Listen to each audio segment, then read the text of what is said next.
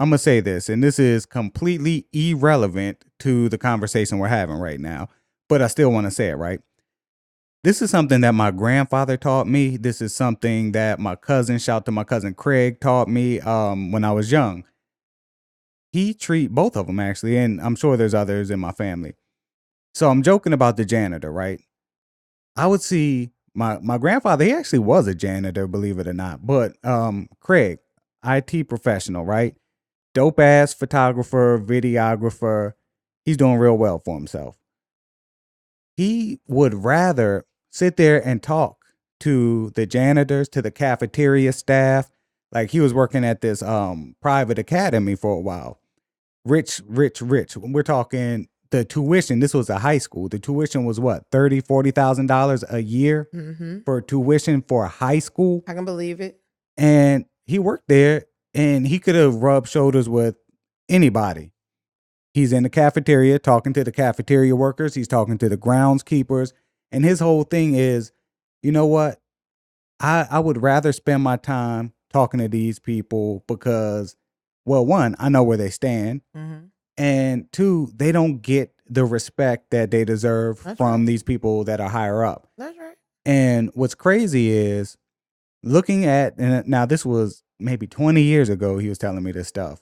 And looking at where he is now, I can only attribute that to the way he's treated people along the way because he's doing extremely well right now. I mean, but think about that. You said your grandfather and your cousins, but that's something that my grandparents and my parents also instilled in me. So, but think about that though.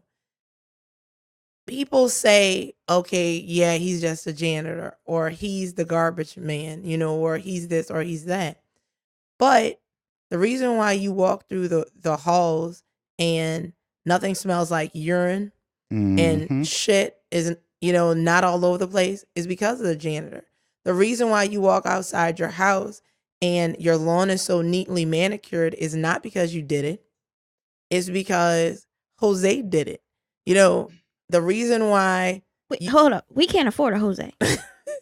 No, see, but I'm saying... We get Hose B. But I'm saying the reason why... Stupid. The reason why your neighborhood is not overflowing with trash is because the garbage man came by and picked it up. All of these jobs that people look... And even people that are in our income class, they go, shit, wait, me and your income class ain't the same. I'm saying people who are not uber rich, people who are not filthy rich, people who are not in the 10%,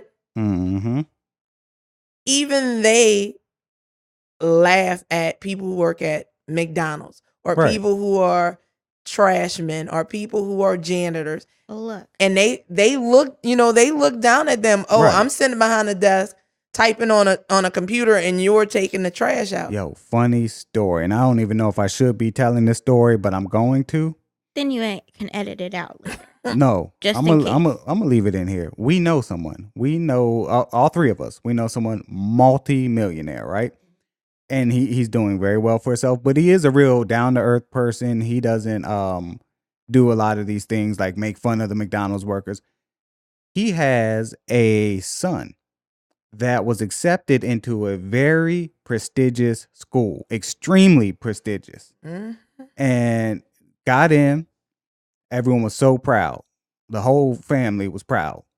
Man, our boy did it. He's going to this extremely prestigious school.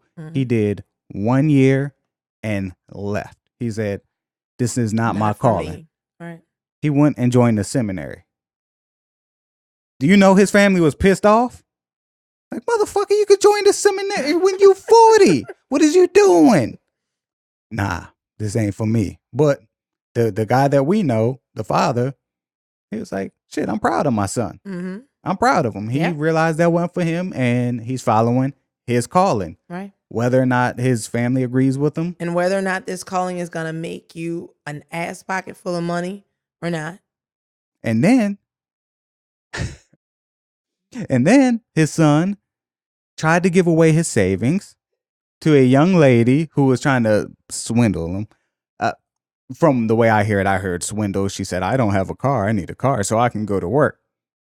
Let me go clean out my bank account and just give you like 30 grand to buy you a car. Father said, no. What? What? You gonna give her who? Dad, I don't need the money. I don't even want the money. I'm getting rid of everything that I own. And he gave away everything he owned. He gave away a brand new car. Yeah. He tried to give this young lady money, but that's what Pops drew the line. He was like, no, son, you're not giving her thousands of dollars. Right. So he ended up, I think his father just took his money. Was like, nah, this I'ma gonna sit keep it right for here you. with me. Right. If you need it, it's yours. Right. But to come from a household where you have millions at your disposal, and of course children don't have millions at their disposal, but you have access. Right. You have access. To saying, I want nothing. Give me a bicycle. That's it. And that is what his mode of transportation is. I call that mental illness, but I mean, you know what? If that's what makes him happy, Wait, that's you what forgot makes him about the happy. flip phone, but okay. Oh yeah. Didn't want fuck that smartphone shit, man. Flip phone. Like Right. two-way. What was it? A two-way pager? Or Something. Two-way me, nigga. It was stupid. But yeah, So, shout to him. yeah. So let's breeze through the rest of this here so we can wrap it up. But I have a question. Okay, what's your question, Becky? Okay, so is there a difference between being corporate and incorporated? No. So those words are used interchangeably. I think incorporated is the business filing, is it? And being corporate is the business structure. It's the same difference. So you incorporate, meaning you become a corporation. Yeah. So Gotcha. So insurance, yes or no? For these types of online businesses, hair care products, food, selling beauty products. even though people don't think about it, yes, because once again, the way you are set up, the way your business is set up, you are 100% liable for anything that happens. So if you're selling homemade hair care products or homemade supplements and something happens to somebody, it makes them physically ill, all their hair falls out, who is liable? You are. Now, the thing is, the only way that you can get insurance as a business is if you have a legal business structure. Gotcha. Right. So in order to get insurance, in order to open a bank account with a bank for your business, they're going to want an employer identification number, something that you can get for free IRS.gov. through the IRS, irs.gov. Once you have this, let me interrupt. Even if you don't do any business filings whatsoever, LLC, what have you, you should still get a EIN number. And that's absolutely free, like Ann said. So get the EIN number. That is going to allow you to open up a bank account. You can walk into any bank with this letter. SS4 is what it's called. With this letter that has your EIN number, which is like the social security number for your business, and say that you want to open a business account. And you hand it to whomever, and they do that. And as Dan said, even if you don't have a business structure, if you open up a business account and all the money that you make goes into that business separate from your personal bank account, that gives you a bit of legitimacy. An argument can be made. I am in business. Here's my business account. This is how I track my money. It is separate from my personal money. It makes people think, okay, well, you really do, you really have something legitimate. Not just you're supplementing your income a little bit and you're not trying to make a profit. So you've actually taken steps to legitimize your business. Tracking money. Separate bank accounts, right? Mm-hmm. The reason being is you don't want to commingle.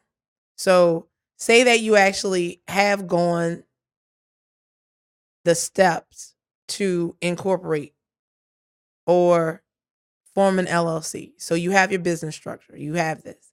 And as I said about 2 minutes ago or so, you want to make sure that you know what is your business's money and what is your money. You do not want to commingle, because what commingling does is it allows someone to pierce the veil of your business structure. So, or it can. It gives people the opportunity to say, she's not a real business, or he doesn't have a real business. He's just willy-nilly using funds for everything. So like, you have a business account and Lil Luke needs money to pay for, or you need money to pay for Lil Luke's daycare, and you write a check from the business to the daycare. Mm-hmm. You are commingling funds. Now, even though it's your funds, there's a proper way to do it. And writing a check from your business account to the daycare is not the way to do it. Okay. And other considerations, well, let's skip that. We kind of covered that. Protecting your business name, that would be basically, again, Filing, right. Once again, filing something with the Secretary of State in your state. And lastly, business loans and pardon me,